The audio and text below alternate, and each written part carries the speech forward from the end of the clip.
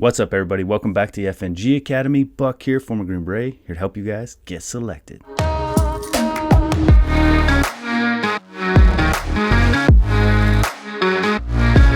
Alright guys, welcome back to the FNG Academy. Today we're going to talk about Special Forces K9 unit. But before we do, hit that like button, hit that subscribe button, hit that bell notification thingy so you can better your chances of becoming a Special Forces operator or just thinking like one and having similar mindsets. Alright guys, so in this video, like I said, we're going to talk about K9 handlers in special operations. K9 handlers in special operations is and again, let me just put this out there. This is my experience working with K9 handlers, not being one myself, and my time in group. My experience with K9 handlers is it's kind of twofold. I've had some really bad experiences with K9 handlers that weren't the SF dog handlers, and it was just kind of like, it seemed like the dog was more of a pet than it was a hard-ass worker. So the difference was pretty drastic when you went from a regular dog handler, which I'm sure they're not all like this, but in my experience, a regular dog handler versus the Special Forces dog handler. Special Forces dog handlers have to get assigned to that unit. So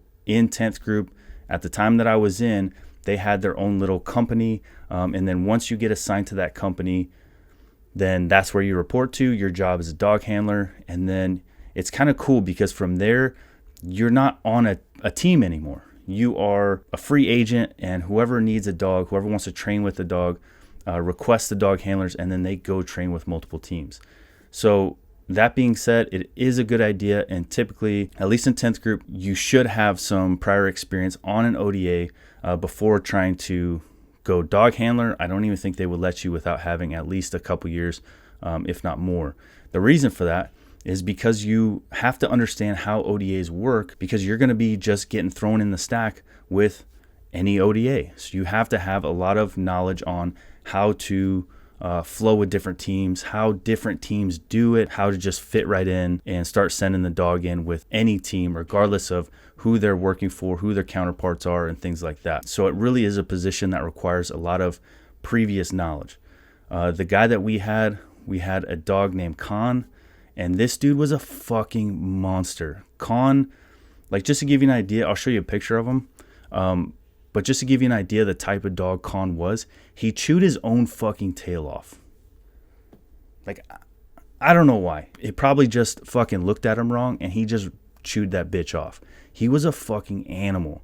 When in Afghanistan, when his handler used to put him in the cages, he would, like, if you walk past the cage, he would, like, try to kill you.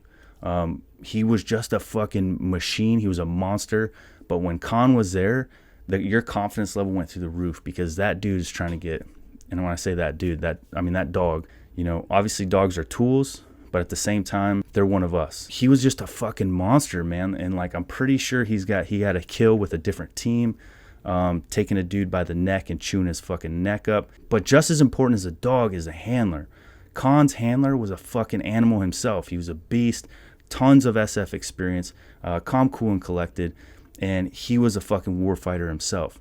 I'll never forget, Khan was sitting next to me, and his dog handler was sitting right here. And Khan was like trying to get some pets, and we never touched Khan, because like, you never know if he's in a good mood or bad mood. And I didn't want to get bit by this dog. So Khan is kind of like nudging up on my leg. We're just sitting on the porch in the chow hall in Afghanistan, and he's kind of nudging up on my leg. And I look at his dog handler. I'm like, can I pet him? And he's like, yeah, all right. And he was very hesitant about it. And I figured out why real quick. So I start petting Khan, and all of a sudden he's like loving it. And you could see his switch kind of turned off of being this like alpha predator. And he was just like, oh, that's amazing. And then his handler was like, Khan, enough. And he didn't stop begging for attention the second he was told. And all of a sudden fucking Khan's handler just whap. And he goes to smack him in the head. And it sounds mean, but he's teaching him focus, and he has to listen. It's that important, because somebody could be in his mouth getting chewed on. If he says stop, he has to stop. Well, the dog handler missed Khan, and he hit me right in my dick. I fucking keeled over in pain. Oh my God, he smacked me right in my cock and balls so damn hard. I never touched Khan again, out of fear of now both of them. I didn't want to get hit by this one, and I didn't want to get bit by this one. But that being said, dog handlers have an awesome job. It is a hard thing to get into. It's not something you walk in and be like, I want to be a dog handler. and they're just gonna be like, cool, man, go. At least in 10th group, people go to selection processes to be dog handlers, and it's a hard thing to have to screen for and get the job, but it's a very prestigious job. In Afghanistan, let's say Khan was with us on mission, right? We're going after it for like 3-4 days. We finally get back. We get a few days to rest and refit, not Khan and not his handler, because there's another team waiting to go on mission, requesting Khan. So they get on a plane, fly right to that team, and their asses is right back into combat. So dog handlers have possibilities of seeing a shit ton more combat than everyone else, because they're just hopping from team to team to team trying to get the job done and help out, because there's not enough dog handlers and dogs to fit every team. As far as being an ODA and training with dogs, it's an awesome and scary experience. For example, when you hit that breach on that front door, the way we ran it is Khan or another dog would just whip past us and they'd take the lead into the house, and you would conduct CQB.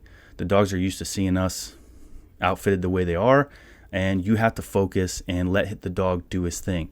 But you also have to take in mind, just because a dog went in first does not mean that room is clear, because the dog moves so fast he could have missed it. Or if the dog gets a bite in another room, he's going to be bogged down on that bite until the handler could take care of that guy. So you can't rely on the dog, but it's an amazing asset to have in a house when you're clearing it for confidence and everything like that. For all you people that are interested in becoming Special Forces canine handlers, what advice would I have for you? My advice, it's kind of similar to anything else that you want to do. You show up to group, you be really fucking good at your job. You let people know, once you start building a reputation, that you want to be a dog handler. It's your main goal. That word will get around to the dog handlers. I'm sure they have a list of people that are interested in coming over, and they're going to watch that list to see how they perform, how they do in group, their reputations, things like that. Stay physically fit, because like if it's like 10th group, you're going to have to do a screening process to get over there. So group is really quite easy to go where you want to go. It's extremely difficult, but the concept of getting there is easy. You show up, you bust your ass, you be really good at your job, and you wait your damn turn. And if you stay persistent on the goal that you want, it's just like the police department. It may take a while to get there, but consistency, be a good person, be for your team, work your ass off, and you will eventually get there. Being a dog handler is an awesome job. I had immense amount of respect for those guys and the things they were able to do. One of our dog handlers and the dog almost got shot on one of our deployments as they were going to do a BDA and get a bite on one of the guys that we thought we had put down. Turns out that we didn't, and he started lighting the dog and the dog handler up, and luckily he missed. Being a dog handler in special operations is a fucking badass job. You have to be a hitter and then pair with the right dog. But man, when you get that combination of the right operator and the right dog, it's like a whole new level. Those guys are able to fucking operate, get after it, and then use this tool of a canine monster killing machine to send out on their way. And just as a quick caveat to that, canines don't just bite. You could put cameras on them. There's so many capabilities of canines. I don't want to list all the things that they're capable of doing and what SF does with them, because I'm not sure what is classified. So want to be careful there. But just know that canines have a ton of capabilities and do a ton of cool shit. So if that's the career you want, get to group, be a great teammate, be a great team player, work your ass off, and keep your eye on the prize, and eventually you'll get there. Talk to you guys next time. And I can't see it clearly, but it's obvious. I know